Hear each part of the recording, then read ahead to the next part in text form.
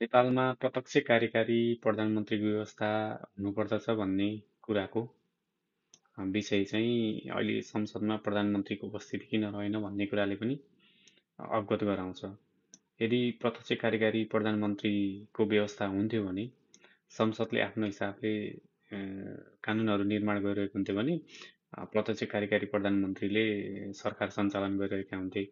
अब अहिले संसदप्रति उत्तरदायी चाहिँ प्रधानमन्त्रीको व्यवस्था हुनाले अब प्रधानमन्त्रीले सकेको समयमा चाहिँ संसदमा आफ्नो समय दिन नसक्दाखेरि यो खालको विरोधहरू भइरहेको छ होइन। यो व्यवस्थामै त्यस्तो छ, त्यो हिसाबले पनि हो।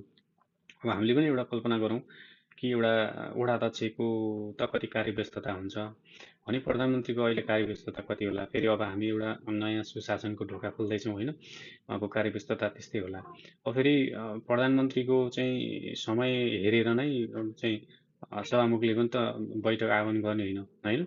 अब यता संसद फरक कुरा भयो चाहिँ सरकार फरक कुरा भयो। त्यो हिसाबले प्रधानमन्त्रीको समय हेरेर चाहिँ सभामुखले बैठक आह्वान गर्नुभएको पनि होइन।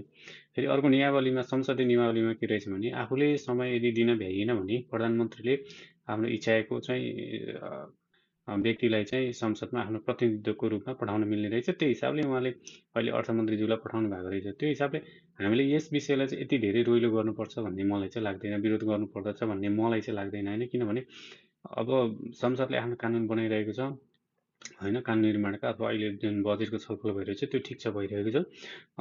बरु संसदमा चाहिँ प्रधानमन्त्री बाहेकका अन्य सांसदहरू चाहिँ बरु त्यहाँ उपस्थित भएर छलफलमा चाहिँ सहभागी हुनुपर्छ होइन, कुर्सी चाहिँ खाली हुनु भएन। प्रधानमन्त्रीकै केसमा चाहिँ उहाँ अन्य कुराहरूमा चाहिँ बिजी हुनुहुन्छ भने चाहिँ त्यो कुरालाई हामीले यति धेरै विरोध गर्नु आवश्यक छैन। अब उहाँले प्रधानमन्त्रीको पदमै बसेर कुनै चाहिँ पदको दुरुपयोग गर्नुभएको छ भने चाहिँ त्यो कुरामा हामीले आवाज उठाउनुपर्छ होइन।